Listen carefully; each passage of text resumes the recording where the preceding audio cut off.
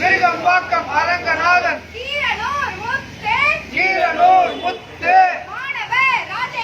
மாணவர் ராஜேந்திரன் சத்தியமங்கல முத்து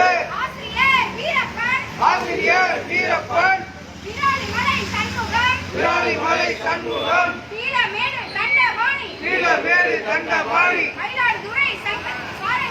மயிலாடுதுறை சாரங்கபாணி உங்களுக்கு எங்கள் வீர வணக்கம் உங்களுக்கு எங்கள் வீர வணக்கம்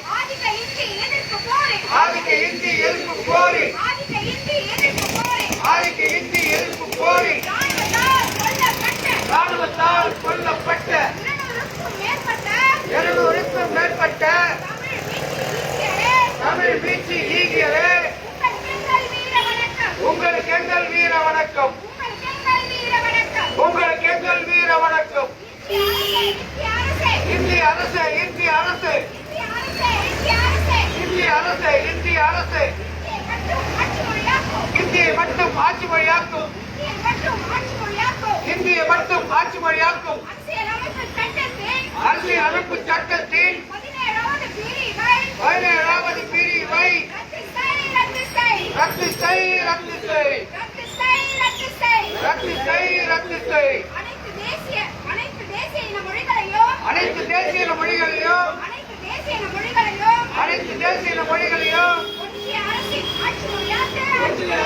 ஒன்றிய அரசின் ஆட்சி மொழியாக்கு ஆட்சி மொழியாக்கு வீர வணக்கம் வீர வணக்கம் வீர வணக்கம் வீர வணக்கம் ஆதிக்க இந்தி எதிர்ப்பு போரில் இன்னை இணைந்த ஈகியரே தமிழ் மீட்சி ஈகியரே உங்களுக்கு எங்கள் வீர வணக்கம் ஓவின் வீர வணக்கம் ஆதிக்க இந்தி எதிர்ப்பு போரில் ராணுவத்தால் கொல்லப்பட்ட 200க்கும் மேற்பட்ட தமிழ் மீட்சி ஈகியரே உங்களுக்கு எங்கள் வீர வணக்கம் மோடி அரசு மோடி அரசு பாசிஸ்ட் மோடி அரசு மோடி அரசு மோடி அரசு பாசிஸ்ட் மோடி அரசு இந்தியை மட்டும் ஆட்சி மொழியாக்கும் இந்தியை மட்டும் ஆட்சி மொழியாக்கும் 17வது சட்ட பிரிவை ரத்து செய் ரத்து செய் அனைத்து தேசிய மொழிகளையும் ஒன்றிய அரசின் ஆட்சி மொழியாக்கு வீர வணக்கம் வீர வணக்கம் வீர வணக்கம் வீர வணக்கம் ஆதிக்க இந்தி ஏற்பு போரில் ஆதிக்க இந்தி ஏற்பு போரில் இன்னை ராணா ஈகியரே வீர வணக்கம் வீர வணக்கம் ஓவியன் வீர வணக்கம் அன்பார்ந்த தோழர்களே, ஜனவரி 25 தமிழ் மீட்சி ஈகியர் நாளான இன்று தாம்பரம் மாநகர புரட்சிகர இளைஞர் முன்னணி சார்பிலே தமிழ் மீட்சி ஈகியருக்கு வீர வணக்கம் செலுத்தியிருக்கிறோம். இந்த நிகழ்வில் விளையாட்டுவதற்காக தாம்பரம் மாநகர செயலாளர் தோழர் தமிழ்வாணன் அவர்களை நான் அழைக்கிறேன்.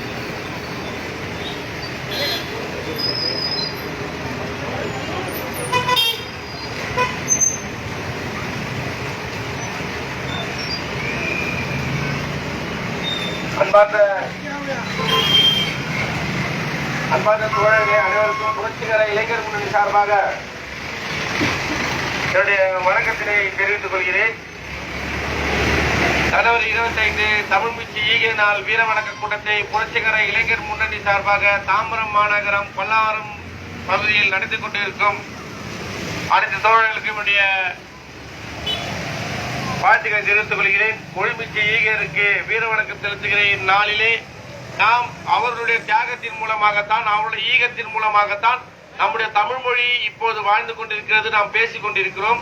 அவர்கள் உயிர் நீத்து தமிழை காக்கவில்லை என்றால் இப்போது தமிழ் இருந்திருக்காது. நாம் ஏக்காவுமே பேசிக் கொண்டிருப்போம், இந்தியில ஏதாவது பேசிக் கொண்டிருப்போம்.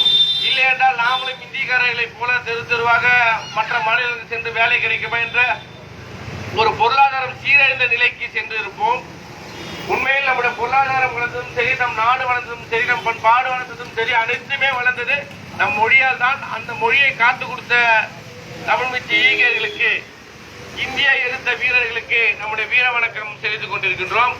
உண்மையில் இது ஆதிக்க இந்தி, அதாவது இந்திய ஆதிக்கத்தை எதிர்க்கிறோம். இப்போது கூட அரசு கூட சொல்லுகிறது, இந்தியின் ஆதிக்கத்தை எதிர்க்கிறோம், இந்தியை எதிர்க்கவில்லை, இந்தியை ஒரு மொழியாகவே பார்க்கிறோம், இப்படி எல்லாம் சொல்கிறார்கள். உண்மையில் நாம இந்தியின் ஆதிக்கத்தை மட்டும் எதிர்க்கிறோமா? இல்ல, நம்ம இந்தியையே எதிர்க்கிறோம்.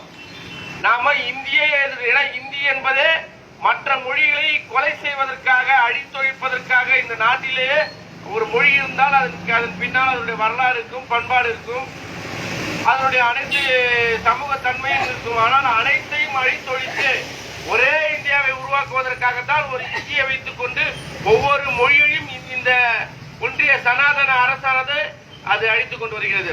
அந்த வகையில் இந்தி என்பதே மற்ற மொழிகளை அழிப்பதற்காகவே உருவாக்கப்பட்ட மொழிதான் இந்தி. ஆக இந்தி என்பதே ஒரு கொலை கருவிதான். கொலை கருவியை நாம் வேற எதுக்கும் பயன்படுத்தக்கூடாது. இந்தி என்பது ஒரு மொழியே கிடையாது, அது கொலை கருவி. அது மற்ற மொழிகளை கொல்லுவதற்காக உருவாக்கப்பட்ட மொழிதான் இந்தி. ஆகவேதான் மற்றவர்கள் ஆதிக்கத்தை எதிர்க்கிறோம், இந்தியை எதிர்க்கவில்லை என்று சொன்னாலும் கூட புரட்சிகர இளைஞர் முன்னணி சார்பாக நாம் இந்தியையே எதிர்க்கிறோம். இந்தி என்பதே ஒரு கொலை கருவி என்றுதான் நாம் சொல்கிறோம். அந்த வகையில் இந்த சுதந்திரத்துக்கு முன்னால் 1947க்கு முன்னால் பார்த்தீங்கன்னா 1000க்கும் மேற்பட்ட மொழிகள் இந்திய துணைக்கண்டத்திலே பேசப்பட்டு வந்தது. அந்த இந்தி எப்போது அறிமுகமானதோ, அறிமுகமாகாது. அதுவும் இந்திய 47க்கு பிறகு பார்த்தீங்கன்னா சிறுக சிறுக அழிக்கப்பட்டு இப்போது 100க்கு மேற்பட்ட மொழிகள் மட்டும்தான் இருக்குது. கிட்டத்தட்ட 900க்கும் மேற்பட்ட மொழிகள் இல்லாமல் செய்துவிட்டது இந்தியால்.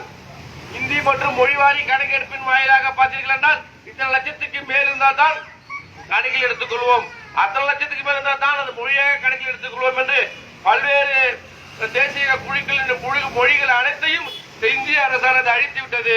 எதை கொண்டு வருவதற்காக? இந்தியை கொண்டு வருவதற்காக. இந்தியை ஏன் கொண்டு வர வேண்டும்? இந்தி என்பது சமஸ்கிருதத்தின் குழந்தை. இந்தி என்பது சமஸ்கிருதத்தின் குழந்தை. சமஸ்கிருதம் என்பது பாப்பானின் குழந்தை. பாப்பான் தான் அனைத்தையும் ஆதிக்கம் செலுத்துவதற்காக வரான்.